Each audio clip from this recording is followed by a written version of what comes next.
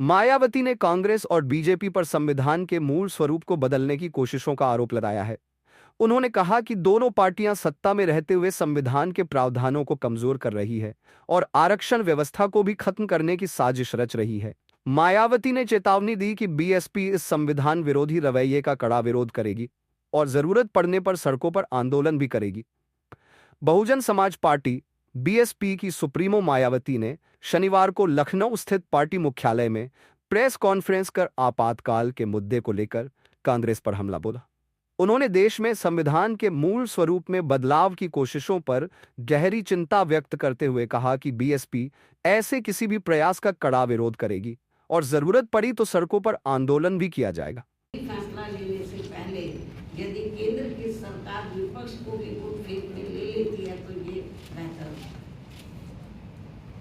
इन्हीं जरूरी खास मुद्दों के साथ ही अब मैं अपनी पार्टी की गतिविधियों के बारे में भी ये कहना चाहूंगी कि इस वर्ष सन 2025 के शुरू होते ही हमारी पार्टी ने पूरे देश में पार्टी संगठन की समीक्षा करने के साथ साथ इस दौरान सभी स्तर की कमेटियों के गठन करने की तरफ भी विशेष ध्यान दिया है।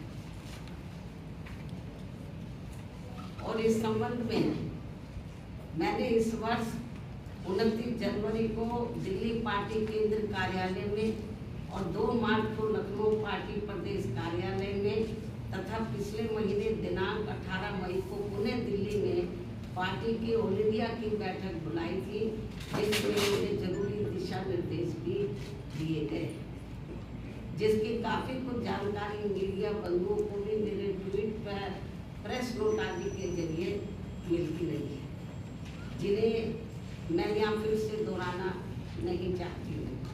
इतना ही नहीं बल्कि इस मामले में यूपी व उत्तराखंड स्टेट की तथा अन्य राज्यों की भी बीच में दिल्ली व लखनऊ में भी अलग अलग से मेरी बैठकें होती रही।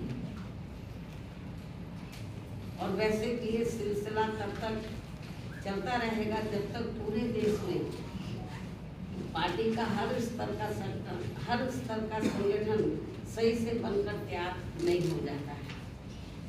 इसके बाद फिर देश के सभी राज्यों में समय समय पर होने वाले विधानसभा चुनाव में तथा आगे चलकर देश में होने वाले लोकसभा चुनाव में व राज्यों में भी होने वाले स्थानीय चुनावों आदि में भी पार्टी की विचारधारा एवं सिद्धांतों के तहत ही पार्टी व मूवमेंट के हित में आगे की रणनीति भी तैयार की जाएगी। कहने का तात्पर्य ये है कि हमारी पार्टी इस समय पूरे देश में अपनी पार्टी के जनाधार को मजबूत करने में पूरी जी जान से लगी है और दूसरी पार्टियों की तरह अपनी पार्टी में मूवमेंट की गतिविधियों को अधिकांश मीडिया व शोबाजी आदि तक ही सीमित नहीं रखती है, बल्कि उन्हें जमीनी हकीकत में भी अमल में होते हुए देखना चाहती है। इन्हीं जरूरी बातों के साथ ही अब मैं आपका धन्यवाद अदा करती हूँ।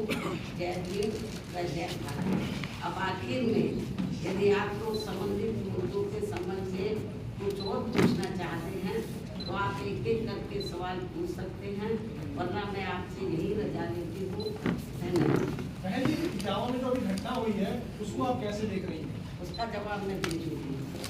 जनरल अकेला इटावा नहीं, पूरे देश में ऐसे आए दिन काफ़ी घटनाएं होंगी, उसका जवाब मैंने दे दिया है। और ये मैम, ये जो संविधान में आपने देखा है, ये आरएसएस के महासचिव हैं दत्तात्रेय हसोलिया, उन्होंने कहा है कि समाजवाद और धर्म मैंने ये कहा है कि भारतीय संविधान की जो मूल भावना और उद्देश्य है, जो भी कुछ प्रस्तावना में जो भी कुछ अंकित किया गया है, दर्शाया गया है, उसको ध्यान में उसके साथ कोई छेड़छाड़ नहीं होना चाहिए। अब आरएसएस के लोग क्या कहते हैं, बीजेपी वाले लोग क्या कहते हैं, कांग्रेस के लोग क्या कहते हैं, मुझे उसके बारे में कुछ नहीं कहना, लेकिन भारतीय संविधान के साथ यदि किसी भी प्रकार का किसी छेड़छाड़ किया जाएगा भारतीय संविधान के उद्देश्यों के साथ, तो हमारी पार्टी चुप नहीं बैठेगी। हमारी पार्टी इसके विरोध के मैदान में जरूर सड़कों पर उतरेगी। अभी हम सब इनके ऊपर पहली नजर रखे हुए। ठीक है।